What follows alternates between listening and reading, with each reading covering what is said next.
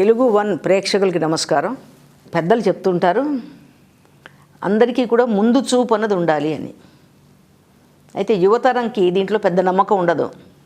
ముందు చూపు అక్కర్లేదు, ఆ నిమిషం ఉపాయంగా తప్పించుకోవచ్చు ఆపదని, లేకపోతే మరొక మార్గం చూసుకోవచ్చు, అంత ముందు చూపు ఎందుకు అనే ఒక తేలిక భావం యువతరంలో కనిపిస్తుంది.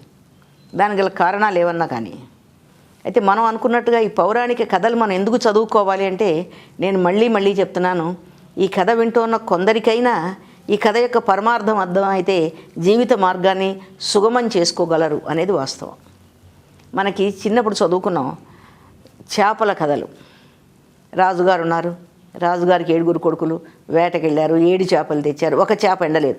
అసలు ఈ కథ తెలియని వాళ్ళు ఎవరు? మొత్తం భారతదేశం తెలుగు వాళ్ళే కాకుండా అన్ని ప్రాంతాల వాళ్ళకి తెలుసని అనుకుంటున్నాను. అయితే ఇక్కడ నేను చెప్పబోయే చేపల కథ ఏమిటంటే, అందులో ఉన్న చేపల కథలో ఎండకపోవడం నుంచి వచ్చిన కథ అది వేరు. ఇక్కడ కూడా ఒక చేపల కథ చెప్తున్నా. ఇక్కడ 1 కాదు 3 చేపలు.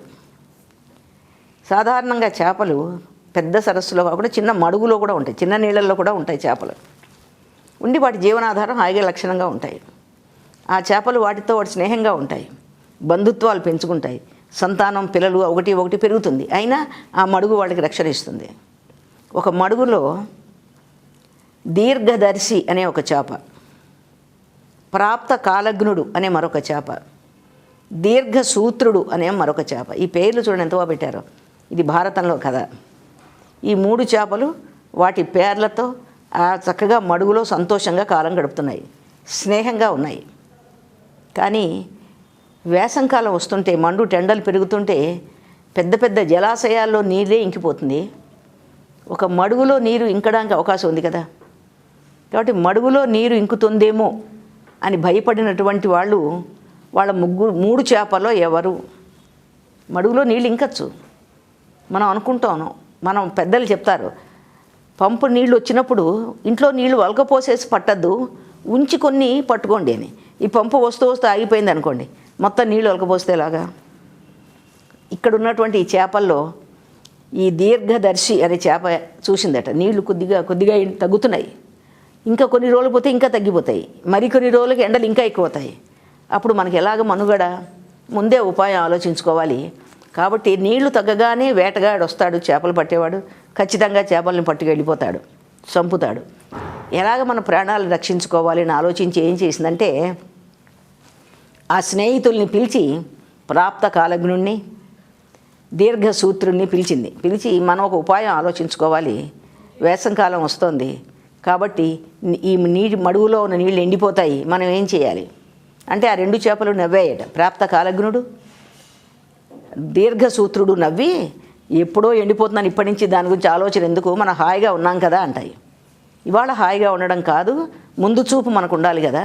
కాబట్టి మనం ఏం చేయాలి అంటే, ఈ మడుగు ఎండిపోకుండా, నీళ్లు తగ్గిపోకుండా మరొక జలాశయంలోకి వెళ్ళిపోదాము అంటుంది. ఈ 2 చేపలు దాన్ని చూసి నవ్వుతాయి. నీకు అంత ముందు చూపు అవసరమా? ఎప్పుడో ఎండుతాయి, ఎప్పుడో వేటగాడు వస్తాడేమో, జాలరి వస్తాడేమో, ఇవాళ ఎందుకు ఆలోచన, మేము నమ్మం నీ మాటలేమని. ఎంతో చెప్పింది, ఎంతో బోధించింది. నువ్వు పెద్దవాడు చేదస్తంగా ఇలాగే చెప్తావు, నీ ఇష్టం, మేము ఈ మడుగులు వదిలిపెట్టి రాము అని. సరే, ఇంక హితము మనిషికి ఎక్కనప్పుడు వదిలేయాలి.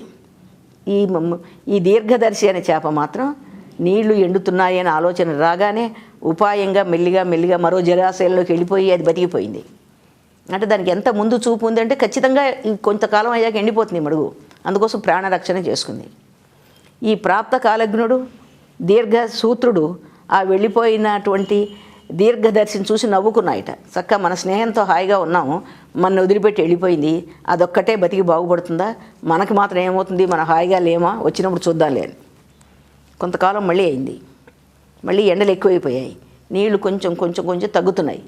అప్పుడు ప్రాప్త కాలజ్ఞుడికి కూడా భయం వేసింది. అయ్యో, దీర్ఘదర్శి చెప్పిన మాట వినకపోతేమి కదా, అతనితో పాటు మనం వెళ్ళిపోతే అందరం ఒకే మడుగులో ఎంతో హాయిగా స్నేహ సంబంధాలతో ఉండేవాళ్ళం, మనం అతని మాట వినలేదు, ఇప్పుడు ఏం చేయాలి, నీళ్లు చేసేటు ఇలా అనుకుంటూ ఆలోచిస్తుండగానే బెస్తవాడు చేపలవాడు వచ్చాడు. ఆ నీళ్ళన్నీ పట్టబోయాడు. అక్కడ చేపలు చాలా ఉన్నాయి. అయితే ఇప్పుడు ఏం చేయాలి? ముందు చూపు లేదు, ప్రాణాపాయం ఉంది. ఇప్పుడు ఒక ఉపాయం ఏదైనా ఆలోచించాలి అనుకుని ఏమనుకుందంటే, ఈ ప్రాప్త కాలజ్ఞుడు ఎలాగ చేపలన్నింటినీ పట్టి వలలో ఒక తాడుకి గుచ్చుతాడు కదా, అప్పుడు నేను చచ్చిపోయినట్టుగా నటించి ఆ తాడి గట్టిగా పట్టుకుంటాను, ఇన్ని చేపల మధ్యలో నేను మరణించాననే అనుకుంటాడు ఆ బెస్తవాడు. ఇవన్నీ అక్కడ నీళ్ళలో దింపినప్పుడు ఆలోచిస్తాను అనుకుందట. నిజంగానే చేపలు పట్టేవాడు వచ్చాడు, చాలా చేపల్ని పట్టాడు. ఆ తాటిలో చాచిన చేపలన్నీ వరుసగా ఉన్నాయి, గుచ్చాడు. ఇది అప్పటికే చచ్చిపోయినట్టుగా దాన్ని పట్టుకుంది. ఇది కూడా చచ్చిపోయిందిలే అనుకున్నాడు. ఈ చేపలన్నింటినీ ఒక బురదలో ఇట్లా జాడించాడు. ఈ ఒక్క చేప దాని ఉపాయంతో ఈ ప్రాప్త కాలజ్ఞుడు ఎంతో ఉపాయంగా అప్పటి వరకు చచ్చినట్టుండి ఆ బురదలో దూరి మెల్లిగా ఉపాయంగా ఇంకో జలాశయంలోకి వెళ్ళి బతికిపోయింది. ఇప్పుడు ముందు చూపుతో బతికిపోయినటువంటి దీర్ఘదర్శి, ఉపాయంతో ప్రాణాన్ని రక్షించుకున్న ప్రాప్త కాలజ్ఞుడు, అలాంటి వాళ్ళు లోకంలో మనకు తెలుసు. ఈ ఇద్దరు స్నేహితులు వెళ్ళిపోయిన తర్వాత వచ్చినప్పుడు చూసుకుందాలే, ఇప్పుడు ఏం ప్రమాదం వచ్చింది, అంత తొందర ఏం వచ్చింది, అంత ముందు చూపు అవసరమా అనుకున్నటువంటి దీర్ఘసూత్రుడు మిగిలిపోయాడు. నిజంగానే ఎండలు వచ్చేసాయి, మడుగు ఎండిపోయింది, బెస్తవాడు వచ్చాడు, అన్ని చేపలతో వాడు దీన్ని కూడా వలేసి పన్నాడు, ఇది చచ్చిపోయి మరణించింది. అంటే ఇప్పుడు మనకి చూడండి 3 రకాలు. ఒకటి ముందు చూపుతో దాని దారి దాన్ని చూసుకుని బాగుపడ్డాం, ఉపాయంతో ఆపద వచ్చినప్పుడు కొంచెం తెలివి ఉపయోగించి బాగుపడ్డాం. ముందు చూపు లేకుండా, ఉపాయం లేకుండా మూర్ఖంగా వచ్చినప్పుడు చూద్దాంలే అని ఆగిపోతే ఏమవుతుంది అంటే ప్రాణాపాయము, ఆపద తప్పదు. మనకి చెప్తోంది కథలో ఉన్న చేపలు మాత్రమే, కానీ మన వాస్తవ జీవితంలో ఇది పరమ సత్యం. మనం అనుకుంటాము, మన విద్యార్థులది మనకు ఉదాహరణ. ఎల్లుండి పరీక్ష ఉందనుకోండి, ఇంట్లో తల్లి చెప్తుంది నువ్వు చదువుకో అని. ఆ పిల్లవాడు అంటాడు, అబ్బా రేపు చదువుకుంటాను, రేపు చదువుకో ఉంటుంది, రాత్రి చదువుకుంటా అంటాడు. రాత్రి కరెంటు పోతుంది, వాడు ఏం చేస్తాడు, అయ్యో పొగలు చదువుకుంటే బాగుంది కదా, రాత్రి చదువుకోలేకపోయాను అనుకుంటాడు. ఒకవేళ ఉపాయం ఉన్న కుర్రవాడు ఏం చేస్తాడు, ముందు చూపుతోనే ఇంకా 15 రోజులు ఉండగానే ముందర అన్నీ సిద్ధం అవుతాడు. కరెంటు ఉన్నా కరెంటు పోయినా ఏదైనా సిద్ధంగా ఉంటాడు పరీక్షకి. ఇంకొక ఉపాయం తెలివైన వాడు ఏం చేస్తాడు, తన ఇంట్లో దీపాలు లేకపోతే స్నేహితుడి ఇంటికి వెళ్ళి చదువుకుని పరీక్ష వేసవుతాడు. అది ఇది కూడా లేనివాడు పరీక్ష చాలా నిరుత్సాహపడతాడు. జీవితంలో అన్ని చోట్ల ఇదొక విద్యార్థులు, మనం కుటుంబంలో కానీ సమాజంలో కానీ ముందు చూపుతో ప్రవర్తించడం చాలా అవసరం. ముందు చూపు లేని వాళ్ళు ఎప్పుడూ నష్టపోతూనే ఉంటారు. మన పెద్దలు చెప్తారు, నువ్వు 10 రూపాయలు సంపాదిస్తే నువ్వు 2 రూపాయలైనా దాచుకో అంటారు. ఎందుకు దాచుకోవడం, భవిష్యత్తులో నీకు అవసరం వస్తుంది. ఇవాళ నువ్వు ఆరోగ్యంగా ఆనందంగా ఉన్నావు, నీ రేపు ఏదైనా ఇబ్బంది రావచ్చు, అప్పుడు ఎవరి మీద ఆధారపడకుండా నీకు ముందు చూపు అవసరం.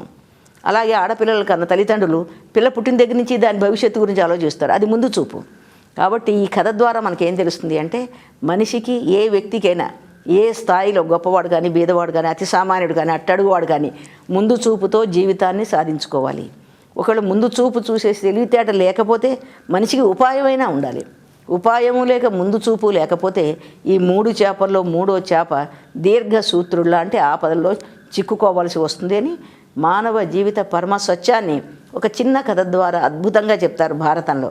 మనకు అనిపించవచ్చు ఈ మాటలు వింటే ఇప్పుడు ఈ చేపల కథలు మనకు అవసరం అని చాలామంది యువతకు అనిపిస్తుంది. అసలు భారత రామాయణ భాగవత కథలు కానీ పౌరాణిక కథలు కానీ మనకు అవసరం అని. అవి కథలు కాదు, అవి అసలు భారత రామాయణ భాగవతాలు కాదు, మానవ జీవిత నిర్దేశకాలు అని గుర్చుకున్నట్టయితే ఇవన్నీ మనకి ఎంతో ప్రయోజనాన్ని సాధించి పెడతాయి. ఒక గురువులాగా ఒక హితమైన మార్గాన్ని మనకు సూచిస్తాయి అని చెప్తూ వచ్చే వారం మరొక కథతో కలుసుకుందాం.